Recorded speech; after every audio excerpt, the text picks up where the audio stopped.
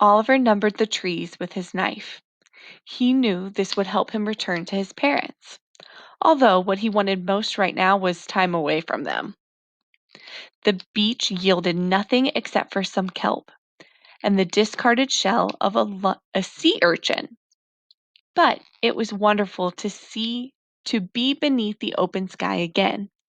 He followed the natural curve of the shore to where he had seen the boat vanish with the Garcias on it, and he hit a dead end. The tide was rough here, where it crashed upon the coral reef. But as Oliver turned, the sunlight glanced off something further inland. Suddenly, Oliver saw something that made his heart leap. What do we think he saw? We'll find out. The Garcias' palm roof had collapsed, every one of the 15 nights they had spent on the island, interrupting any weak dreams they might have managed. There was no rope left to rebuild it either. Gabriella sighed. The other contestants were in larger groups, with more hands to find food and build shelter. What she forgot, though, was that more hands also meant more mouths to feed. Breakfast? Asked her father. The fire was still burning. Mangrove wood produced so much more heat than an ordinary campfire. Her father was trying hard to sound cheerful, but Gabriella was certain the pain in his ankle had kept him awake last night. It looked terrible. No thanks, I'll pass, she said, scratching at the sandfly bites on her arms. She couldn't bear the thought of any more coconut. I'll explore further today, Dad, and maybe the tide will bring in something we can use. Stuck in a town where nothing ever happened, Gabriella couldn't count the number of times she dreamed of being on the move. But as she waited away, she heard her father groan in pain. Gabriella wished they were back home. How long could they stay put without food? And there's Gabriella and her father. The air stank of salt water and rotting wood. The tree limbs were covered with barnacles as sharp as knives, and the black mud weighed down Gabriella's feet. It was slow going, and somewhere in the murky depths she knew there was a saltwater crocodile, or perhaps a sea snake. Suddenly, something wrapped itself around her ankles. Ooh! It was a plastic bag. The tide had brought in bottles and cartons, scraps and shreds. Did people give any thought to where their garbage ended up? Gabriella wondered. Or how one person's waste could be another person's windfall? Gabriella's eyes fell upon a dented kitchen pan, snagged in the mangled mesh. She perched on the roots and eased her hands towards it. And then, suddenly, the sound of squelching footsteps made her freeze. It was soft, sly sound. There, again. Gabriella's hair was on end now. She was being watched. She craned her neck, and though the thick labyrinth of roots, she could see what could it be? A chain link fence? But she was interrupted by the squelch again. Come out if you dare! She shouted, sounding braver than she felt. And from a small opening in the fence, Oliver emerged.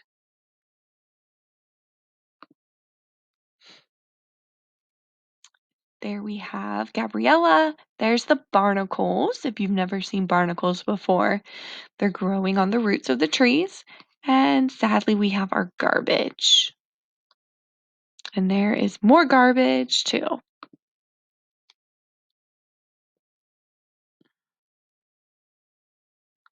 The Lus had escaped the windswept tundra and were trudging downhill determinedly.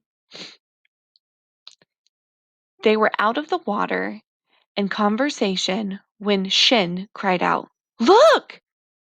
What had caught Shin's eye was the flash of orange in the distance. He kept his eyes on it for more than 10 minutes, and it didn't move. But the others only had eyes for the heart shifting sight of mist hanging like a veil over a tree covered valley.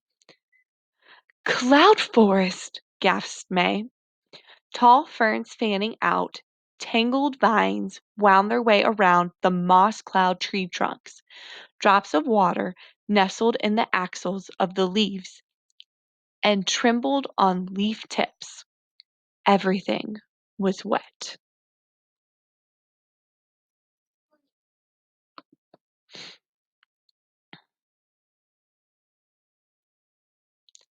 But after their thirst was quenched, came a burning hunger and a bone aching cold. Mr. Liu rushed into a cave, only to be driven out by a colony of bats. Mrs. Liu picked a mushroom, but Shin made her throw it away. Wild mushrooms in the cloud forest were probably deadlier than snakes. We have the family. As you can see, they can see the cloud forest.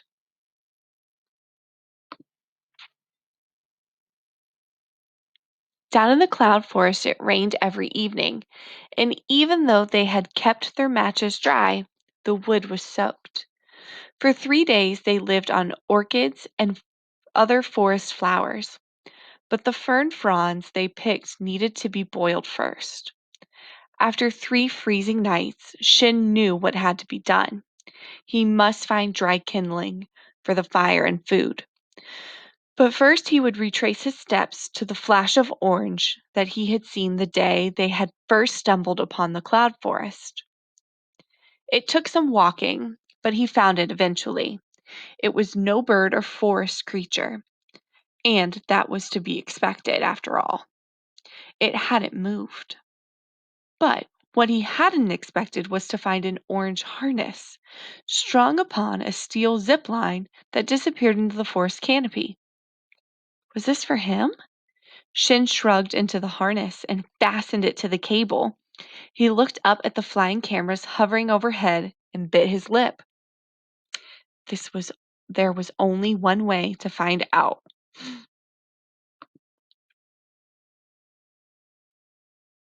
So at the end of day 15, all of our competitors have stepped out of their comfort zones. Trilled berry blue and a yellow sarong with butterflies on it. But is that wise? I guess we'll just have to wait and see.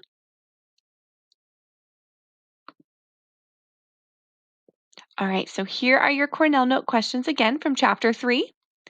I will put this in presentation mode so you can see this.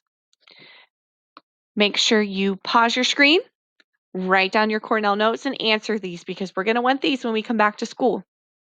If you have any questions, you can send your teacher an email or drop your comment below in YouTube and I'll try and get to it. Be patient with Mrs. Weaver. I am not a tech extraordinaire. And I hope you guys have a wonderful day. I know your teachers miss seeing you. Bye, guys.